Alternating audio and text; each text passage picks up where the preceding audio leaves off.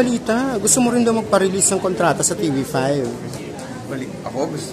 Hindi ko pa nga, wala pa nga ako sinasabi about that. Ang sa akin kasi, ang assessment pa lang namin this July. Hindi ko pa nag-iisip. Walang pagdating gano'n. na sa ako na mag-iisip. Pero yung kay Sophie, totoo ba yun? Na gusto niya magpa-release ng kontrata sa TV5? Bilang girlfriend mo siya. Siyempre pag-usapan niyo yun. Pero di ba naman kami mag-asawa? So, kanya-kanyang buhay kami. Kung gano'ng decision niya. Talaga?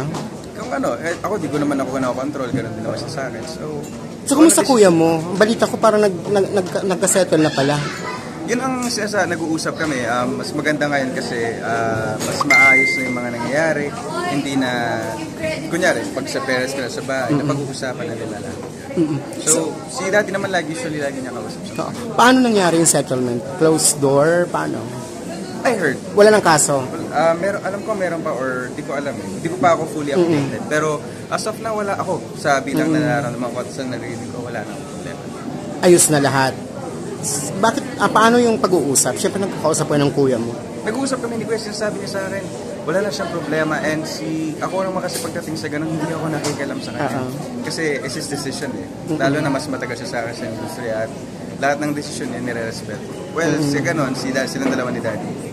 Si Daddy ko, silang dalawa nag-usap din si Mom. Kamusta kayo ni Sophie? Masaya. Arte-arte mo.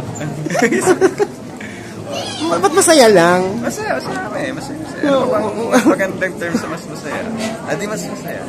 Happy kami. Going strong. Magdadalawang taon na ba kayo? Going to 2 years na kami.